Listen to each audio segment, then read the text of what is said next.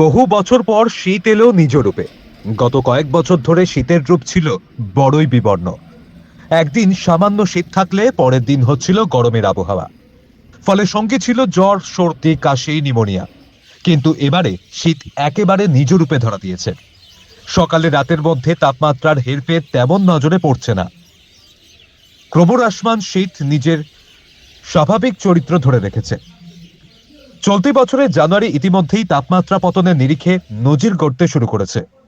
মঙ্গলবার মরশুমে শীতলতম দিনের সাক্ষী থেকেছে কলকাতা।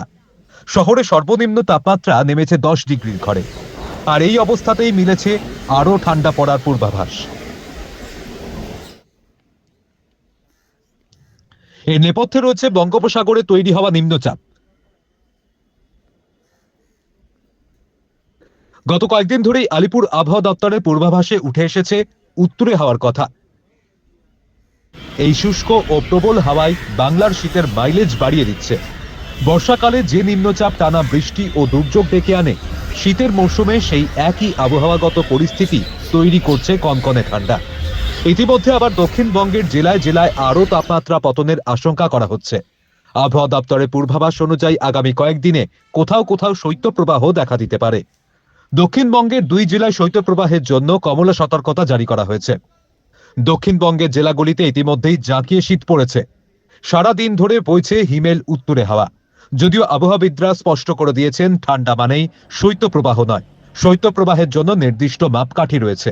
কোনো এলাকার সর্বনিম্ন তাপমাত্রা 10 ডিগ্রি বা তার কম হতে হবে।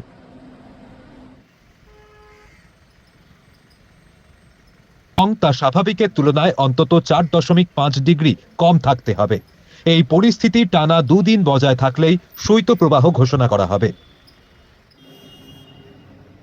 এদিকে দক্ষিণবঙ্গের 8 জেলা হুগলি, উত্তর 24 পরগনা, দক্ষিণ 24 পরগনা, পূর্ব পশ্চিম বর্ধমান, বীরভূম, মুর্শিদাবাদ এবং নদিয়ায় আগামী দিনে শৈত্যপ্রবাহের পরিস্থিতি দেখা যেতে পারে।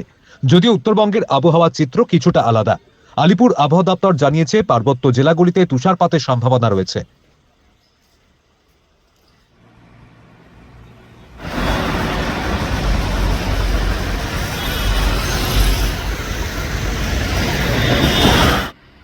পাশাপাশি আগামী কয়েকদিন উত্তরবঙ্গের প্রায় সব জেলাতেই ঘন কুয়াশার দাপট থাকবে। কোথাও কোথাও দৃশ্যমানতা 50 মিটার পর্যন্ত নেমে যেতে পারে। সব মিলিয়ে নিম্নচাপের প্রভাবে উত্তরে হাওয়ার জোরে বাংলার শীত আরো অনেক দিন দাপট দেখাতে চলেছে।